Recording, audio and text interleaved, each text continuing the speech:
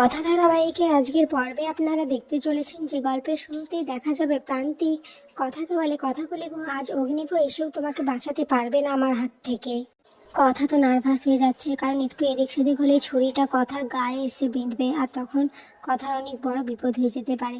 এইদিকে এভি সিকিউরিটির থেকে আলাদা একটা রাস্তা চেনে না, কিন্তু সেখানেও বিপদ।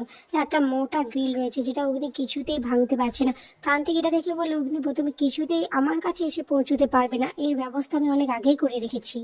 এদিকে এভি বুদ্ধি করে গাড়ির সাথে গ্রিলটাকে বেঁধে দেয়। যেই না গাড়ি স্টার্ট দিয়েছে ফুল স্পিডে, অমনি গ্রিলটা উপরে চলে আসে। এরপর এভি সঙ্গে সঙ্গে কথার কাছে যায় সেই ঘরে। যেই দেখে কথা তো অজ্ঞান হয়ে গেছে ভয়ে, কথাকে জাগানোর চেষ্টা করে কিন্তু কিছুতেই কথার জ্ঞান ফিরছে না।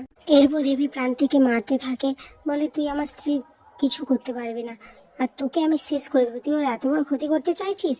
এরপর কথার যখন কিছুতেই জ্ঞান ফিরছে না, তখন এভি কথাকে গাড়িতে বসায় আর একটা দোকানের কাছে যায়, যেখানে সে একটু ধরছে কিন্তু দোকানদার তো কিছুতেই দিতে চায় না। এরপর এভি তার ওয়ালেট থেকে টাকা ছুঁড়ে মারে সেই দোকানদারকে। তখন তারপর বলে বিপদে পড়লে কাউকে সাহায্য করতে হয়।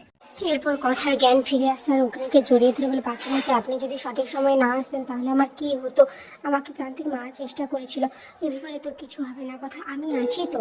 এদিকে জুনি তো কলেজ এখনো পৌঁছায়নি, সে একটা স্পেশাল ক্লাস করাবে বলেছিল।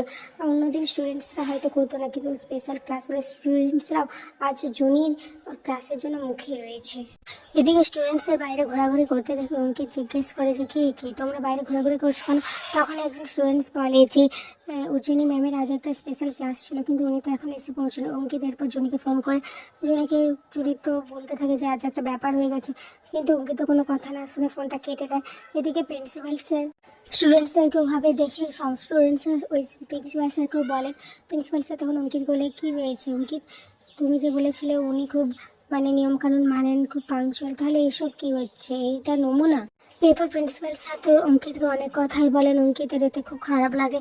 তারপর জুনি যখন আসে অঙ্কিত এগিয়ে যায় জুনির কাছে আর বলে, দেখো আজ এত লেট হলো কেন, দেখো প্রফেশনাল আর পার্সোনাল দুটো এক করো না কখনো।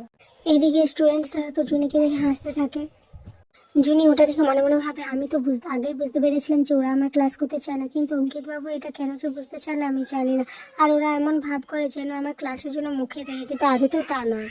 এদিকে এবি কথাকে বাড়িতে নিয়ে চলে আসে আর এসে তো খুব রাগ করতে থাকে, বলতে থাকে তুই আমাকে একবার জানাবি না, আর যদি তোর কিছু হতে চাও তাহলে আমি কি নিয়ে বাঁচতাম বল। কথা এবিকে শান্ত করার চেষ্টা করে বলে, আমি নিজেও জানতাম না যে প্রান্তে এরকম একটা প্ল্যান করে থাকবে আমাকে মারার জন্য। এরপর অগ্নি খেয়াল করে যে কথার কোমরে খুব ব্যথা লেগেছে। তখন সে হার্ট প্যাক দিতে চায়, কিন্তু কথা তো কিছুতেই নিতে চায় না। তখন অগ্নি কথা একটা বুদ্ধি বের করে আর কথাকে ইস্ত্রি নিয়ে চলে আসে আর আয়রন দিয়ে কথাকে বলে, তুই তো ওটা নেবি না, তাহলে এটা দিয়ে তোকে সেক দেবো।